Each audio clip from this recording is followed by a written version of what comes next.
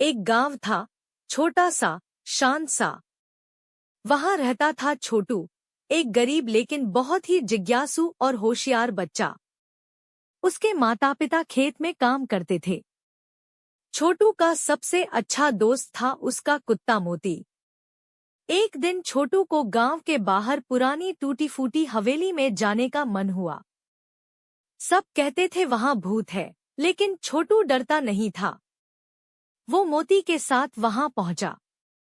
जैसे ही उसने हवेली के अंदर कदम रखा, एक पुरानी लकड़ी की अलमारी से रोशनी निकली। छोटू ने अलमारी खोली। वहां रखी थी एक जादुई किताब। किताब ने अचानक बात की, मैं ज्ञान की देवी हूँ।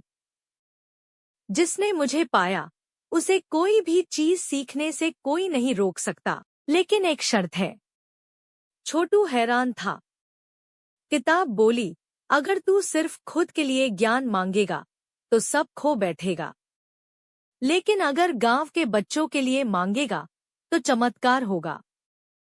छोटू ने बिना सोचे कहा, मैं अपने गांव के सारे बच्चों को पढ़ाना चाहता हूँ। जादू शुरू हुआ। अगले दिन गांव में चमत्कार हो गया। गांव के मैदान में एक खूबसूरत स्कूल अपने आप बन गया। किताब ने छोटू को सिखाने की ताकत दी। वो अब सभी बच्चों को हर विषय में मास्टर की तरह सिखा सकता था। बच्चे स्कूल में आने लगे। गांव की बूढ़ी अम्मा कहती, ये बच्चा नहीं, कोई वरदान है। धीरे धीरे गांव के सारे बच्चे पढ़ने लगे। गांव बदलने लगा। फिर आई मुसीबत। एक दिन एक लालची जमींदार आया। उसने कहा, इस स्कूल की जमीन मेरी है, इसे तोड़ दूंगा।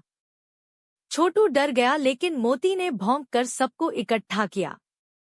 बूढ़ी अम्मा ने गांव वालों से कहा, जो बच्चा तुम्हारे बच्चों का भविष्य बना रहा है, क्या तुम चुप रहोगे? सबने मिलकर जमींदार को रोका, और उस जादुई किताब ने एक आखिरी जादू किया। जमींदार की लालच मिटा दी और उसे गांव का चौकीदार बना दिया। अंत में छोटू का नाम अब छोटू मास्टर हो गया। गांव में कोई बच्चा अनपढ़ नहीं रहा और हर बच्चा कहता, हमें भी छोटू भैया जैसा बनना है। जादुई किताब आज भी स्कूल में रखी है, लेकिन अब वो नहीं बोलती, क्योंकि उसका काम पूरा हो गया। Please like, share, subscribe and comments.